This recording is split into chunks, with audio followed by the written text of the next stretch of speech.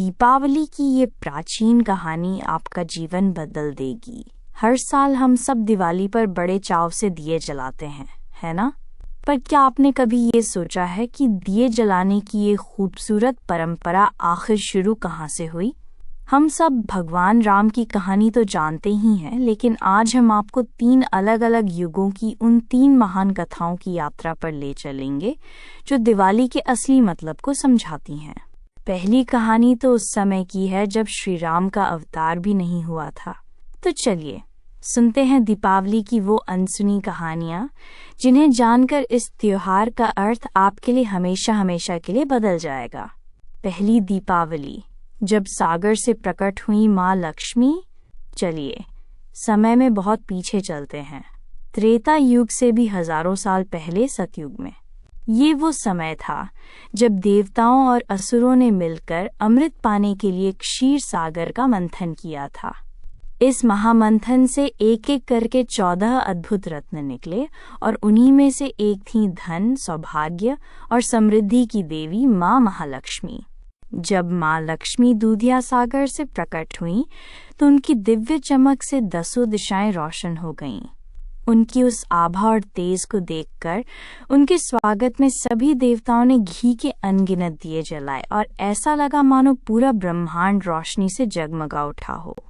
माना जाता है कि कार्तिक मास की अमावस्या का वही दिन इतिहास में प्रकाश और समृद्धि के इस उत्सव की पहली नींव बना।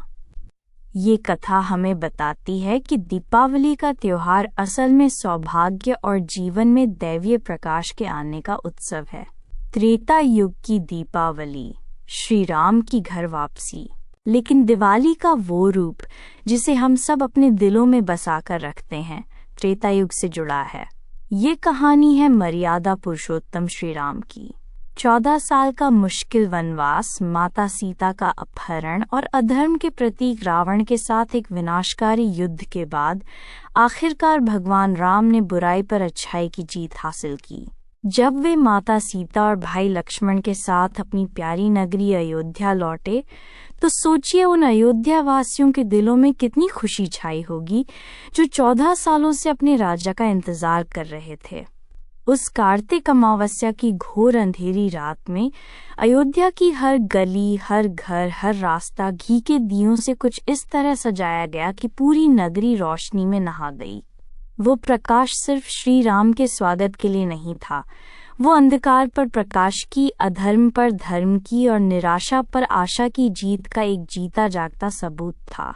श्री राम की यही कहानी दीपावली को धर्म और कर्तव्य के सबसे बड़े पर्व के रूप में स्थापित करती है। द्वापर युग की दीपावली, जब श्री कृष्ण ने किया अधर्म का अंत, और ये सिलसिला यहीं नहीं रुका। अच्छाई की जीत का ये पर्व द्वापर युग में भी दोहराया गया और इस बार नायक थे भगवान श्री कृष्ण। प्रागज्योतिषपुर नाम के राज्य में नरकासुर नाम का एक असुर राजा था। अपनी ताकतों के घमंड में चूर उसने तीनों लोकों में आतंक मचा रखा था। उसने 16,000 से भी ज्यादा कन्याओं को बंदी बना लिया था और उसका अत्याचार इतना बढ़ गया था कि देवता भी उससे परेशान थे।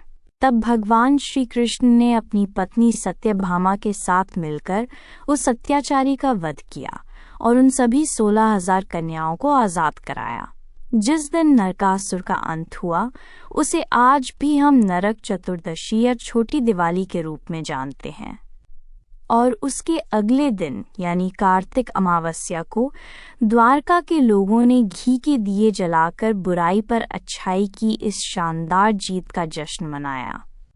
ये कथा दीपावली को नारी सम्मान की रक्षा और बुरी ताकतों पर दैवीय शक्ति की विजय का प्रतीक बनाती है।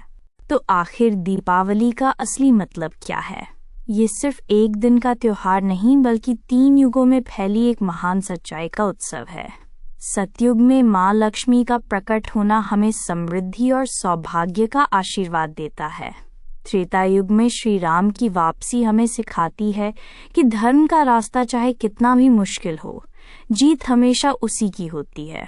और द्वापर युग में श्री कृष्ण का पराक्रम हमें हर तरह की बुराई के खिलाफ खड़े होने की हिम्मत देता है। ये कहानियाँ हमें याद दिलाती हैं कि दीपावली सिर्फ बाहर दिए जलाने का पर्व नहीं है, बल्कि अपने अंदर, अपने मन में ज्ञान, प्रेम और अच्छाई का दिया जलाने का मौका है। ये अपने भीतर के अंधकार जैसे गुस्सा, लालच और घमंड को मिटाकर सच्चाई के उजाले को जगाने का दिन है। तो इस दीपावली जब आप एक दिया जलाएं, तो इन तीनों कहानियों को जरूर याद करिएगा।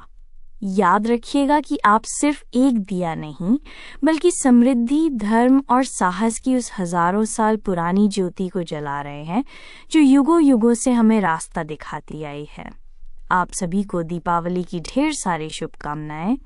आपको इन 3 कहानियों में से कौन सी कहानी सबसे अच्छी लगी, हमें कमेंट्स में ज़रूर बताइएगा।